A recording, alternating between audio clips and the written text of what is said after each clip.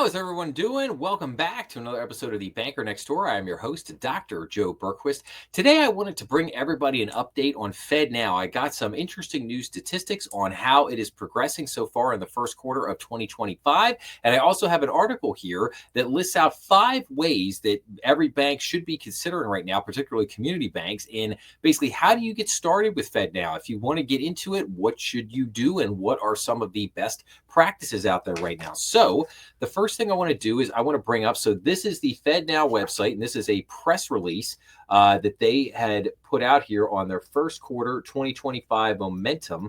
And I'll see if I can blow that up a little bit just so people, people could see that a little bit better. But I'm just going to hit the highlights on this because I want to spend the bulk of the time here on this short article. So FedNow services saw continued growth in volume, transaction value, and number of participants during the first quarter, according to the Federal Reserve.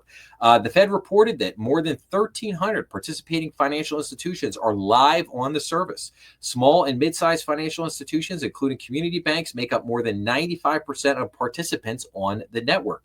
More than 1.3 million transactions were settled on the FedNow service during the first quarter, a 43% increase over the prior quarter. And consumers and businesses sent an average of 540 million through the service daily. Now, FedNow, the Federal Reserve's instant payment system, wrapped up 2024 with more than 1,000 financial institutions participating and 68% of community banks offering or planning to offer FedNow, according to the latest article from Independent Banker magazine. The article shares tips from those who have successfully implemented FedNow, including their 5 top ones, which is number 1, leaning on third-party providers. Number 2, starting with receive functionality. Number 3 is developing implementation plans. Number 4 is identifying cases that offer value. And number 5 is talking to peers. So now let's look at the article itself here from Independent Banker magazine.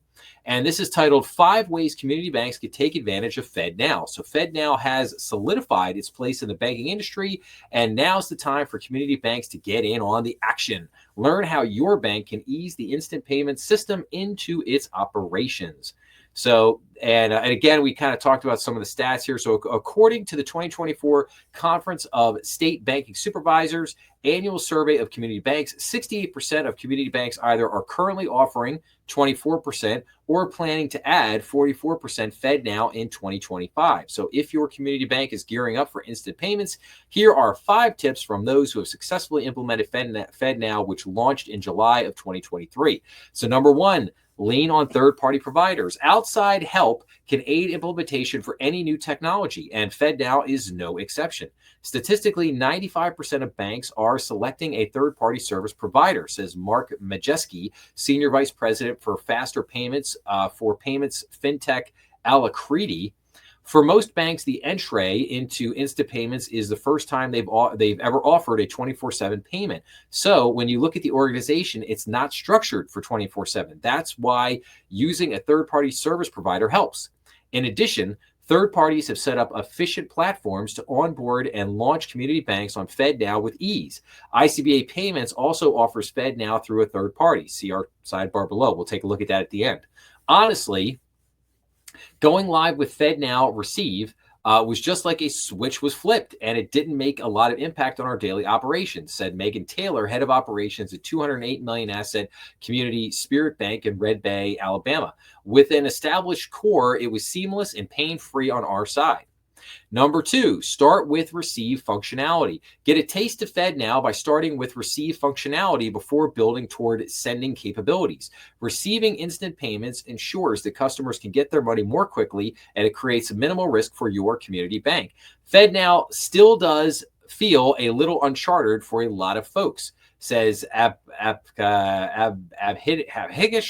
Veragavagata. I'm sorry if I butchered that name. Founder and CEO of Fast Payment Platforms, Pidgin, and ICBA Think Tank Accelerator alumnus. That's why we work through the process of helping folks get live, receiving first, then getting live on send. Turning on receive is a relatively risk-free process. So number 3, develop implementation plans. Plans for implementation should fit your risk tolerance. While receive-only functionality may be relatively low risk, implementing send functionality leads to bigger questions around fraud protections.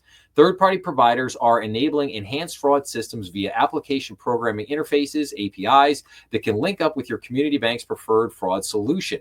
With the right tools in place, fraud can be properly controlled, says Majeski. It's about the proactive versus the reactive and making an educated decision before the transaction goes out the door.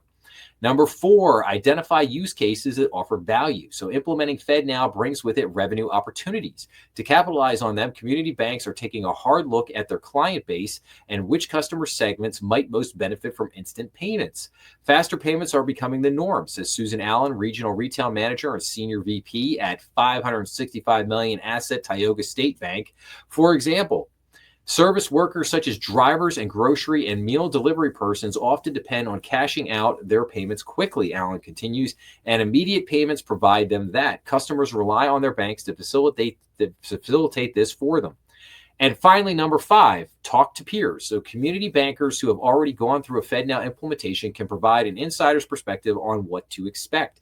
It's important to gauge with others as you go through the implementations, says Scott Ankin, ICBA's Vice President of Senior Operational Risk and Payments Policy. One of the great things we have within the community bank sector is a network of peers. It's good to make sure you're communicating across the broader industry about ways to be successful and things to avoid. Experts agree that 2025 is the year to make the move to instant payments. The time is here to do this, says Allen. Our customers are looking for the convenience that instant payments provide, and if the bank doesn't offer it, they will seek a solution elsewhere. So, and then finally, this little sidebar here, ICBA Payments partners with Pidgin for FedNow. In July 2024, ICBA Payments announced its partnership with instant payments platform Pidgin to help community banks enable FedNow. As an ICBA Think Tech Accelerator alum, Pidgin has honed its offering based on feedback from community banks. And then it says, with our technology stack, all of the core integrations and the amount of lift that we've taken off of community bank shoulders, they can pretty seamlessly go from not having any of the framework you need in place for instant payments all the way through to receiving first and then creating a comprehensive send program. Okay. So, all right. So that's the good stuff there. And I think those tips are all really good. I still have some questions here. So the first thing was, I had read not too long ago that basically part of the issue with FedNow is that like the rails of the system are in place, but the interfaces, the user interfaces are still not quite, where they need to be. I don't know if that's 100% true or not true. I'm just saying that's what I had read out there. Maybe somebody else could comment or basically chime in on that to that effect and basically say, hey, yeah, FedNow they've got this, that, and the other thing. I would love to hear from somebody that's already gotten involved with FedNow. But here's the other thing. 68% of community banks either are currently offering, so it's only 24% of the 68%. So it's not 24% of all community banks, it's 24% of 68%. So there's still a very small percentage of community banks out there that are actually offering this, whereas you have 44% that are planning to add it. So that means they're in some level of implementation.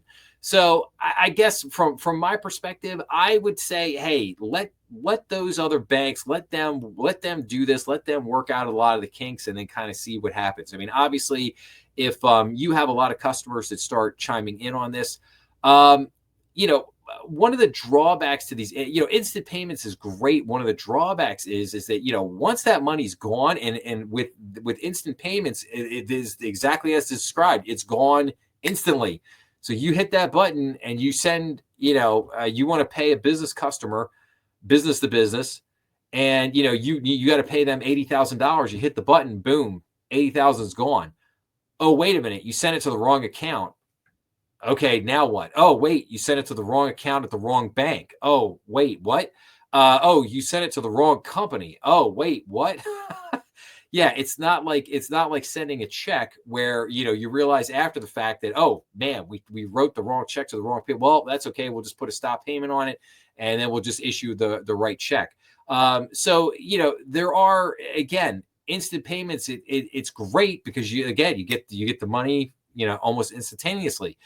but there are drawbacks to it. Obviously fraud being a big one. If you make mistakes, that's big. How do you get the money back? So there are still, again, it's imperfect, right? It's an imperfect system. There's still glitches with it. And I'm just saying, I would probably like to see a little bit more before I would, advise, or at least for me personally, before I would want to dive into this. But like I said, I would love for somebody who's already, working with FedNow. I'd love to hear some comments from them, see what they think, and then be able to report that back to everybody on this. So, but that's what I got for right now. Obviously, a lot more to come on FedNow. I will continue to report on it as it continues to develop here, and I'm sure it will make great strides over the next 2 or 3 years, and we'll continue to keep an eye on it, see what happens. But until then, if you like this episode, please make sure to like, share, and subscribe. Remember, we are on YouTube, Rumble, and all major podcast platforms. Please be sure to leave your comments down below. And as always, check out some of the other content on the channel. I hope everyone has a great day, and I will see everyone again real soon. Thanks a lot.